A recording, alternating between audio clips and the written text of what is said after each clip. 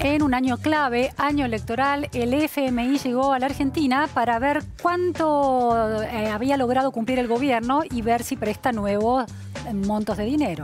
Esteban Lafuente para darnos los detalles. Gracias, Luciana, ¿cómo estás? ¿Bien? Muy bien. Sí, es una visita que vamos a tener que acostumbrarnos. De hecho, ya hace meses que viene concretándose periódicamente una misión de economistas del FMI que vienen a la Argentina a reunirse con funcionarios, con diferentes organismos públicos, con sindicatos, con empresarios, con dirigentes de la oposición.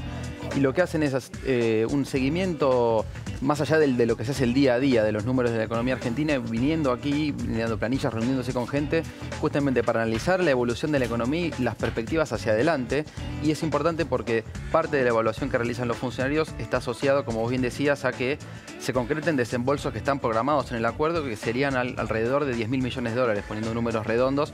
Lo que de aprobarse, que es lo que se calcula que va a ocurrir, esto es una cuestión formal pero necesaria, se desembolsarían, esta que forma parte del acuerdo, que para el gobierno generaría un ingreso de fondos que también en un contexto de previsible volatilidad hacia adelante permitiría en alguna forma blindar a la economía, por lo menos en este año, de turbulencias con el dólar, incluso hasta con lo que tiene que ver con la sostenibilidad de la deuda. Esteban, ¿qué indicadores llegaron para chequear si estaban cumpliéndose?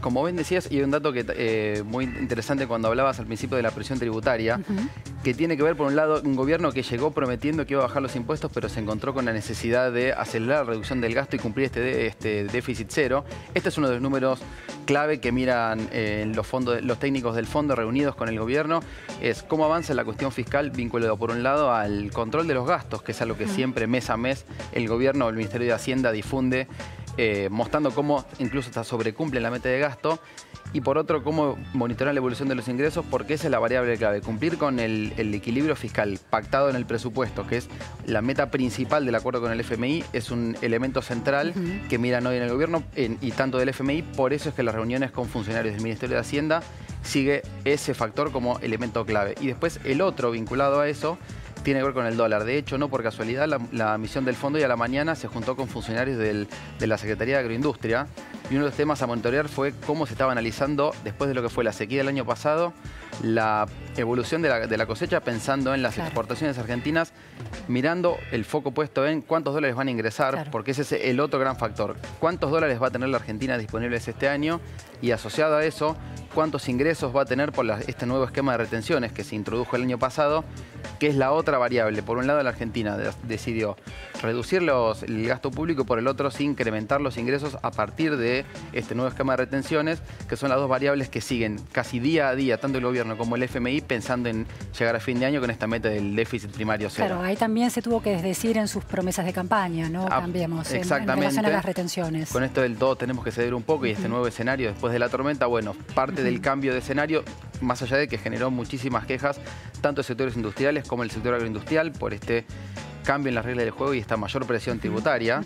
Sí es cierto que desde el gobierno lo plantean como una cuestión tal vez transitoria, porque sí tiene un plazo de determinados años, pero que en este año, para cumplir con este acuerdo del déficit, es un elemento clave y que también en algún punto genera una sensación, luces encendidas, porque si la economía no crece al ritmo que está por lo menos previsto, en el presupuesto incluso la caída que se estima es menor a la que estima el Fondo Monetario, podría verse comprometido el nivel de ingresos, justamente porque la recaudación estaría directamente asociada a la evolución de la actividad económica. Por eso es otro de los temas que se monitorean, es qué nivel de ingresos y cuál es la previsión de a cuándo podría crecer la economía, lo que tanto el gobierno como el FMI estiman que a partir del tercer trimestre, esta nueva forma de llamarlo el segundo semestre para no caer nuevamente en el segundo semestre, que bueno, nunca llegó. Lo que se estima es que después del crecimiento de liquidez con este nuevo dólar empezaría a dar signos de reactivación en el tercer trimestre del año, muy cerca también de lo que van a ser las elecciones. Por eso sería la buena noticia, pero bueno, más allá de estas proyecciones, lo que sí se estima es que el gran motor, por lo menos en estos primeros meses del año, sean las exportaciones, que a partir de marzo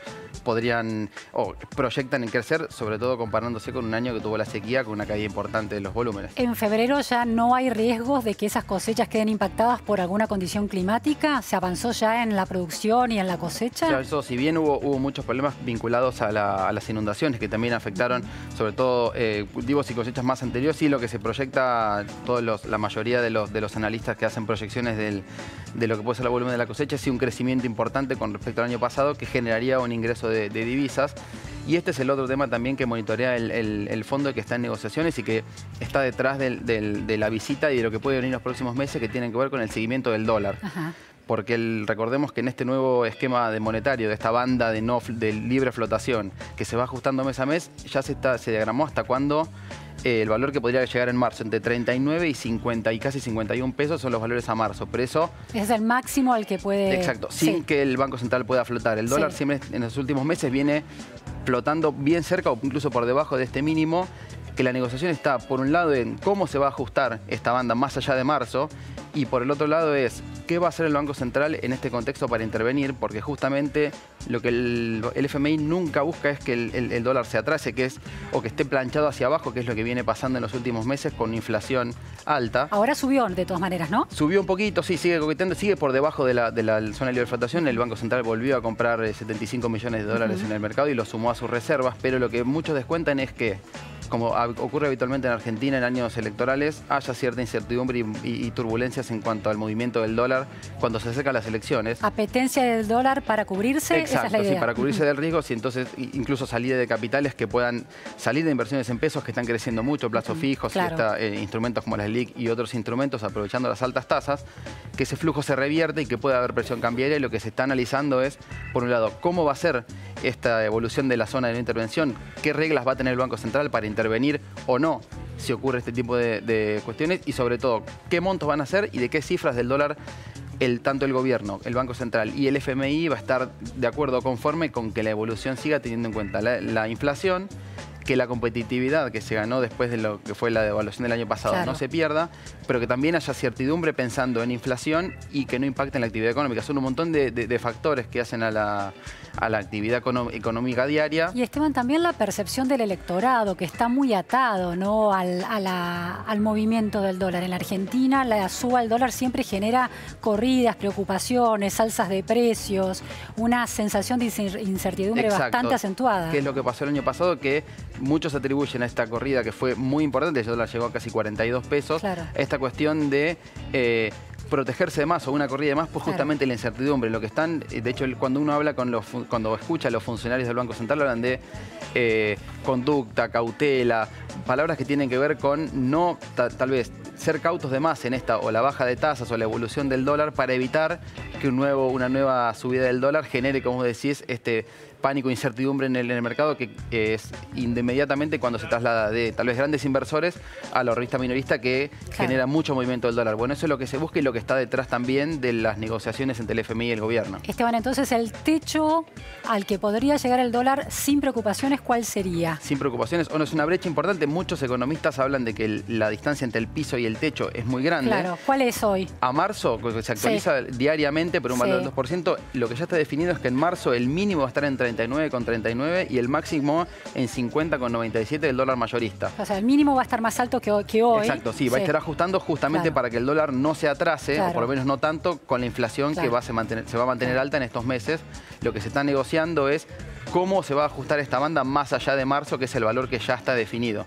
Perfecto. De acuerdo a cuánto sea la inflación o las proyecciones de inflación, es que puede subir más o menos, para que justamente el tipo de cambio, que es un precio más en la economía, se mueva lo más parecido posible a la inflación, para que no se atrase y que no afecte la competitividad de las exportaciones, que fue el nuevo escenario que se tiene en la Argentina después de la corrida del año pasado. Pero bueno, entonces se estima que las metas se dan por cumplidas a este punto y va a entrar estos 10 millones de dólares, 10 mil... Sí, alrededor de 10.000 millones de dólares, sí, toda la evolución del gasto y los ingresos se descuenta que estaría acordado y que entonces se aprobaría, más allá de que la misión hace su análisis, después el desembolso tiene que ser aprobado por el directorio del fondo, que es un trámite, otro paso más burocrático, pero se descuenta que eso va a ocurrir.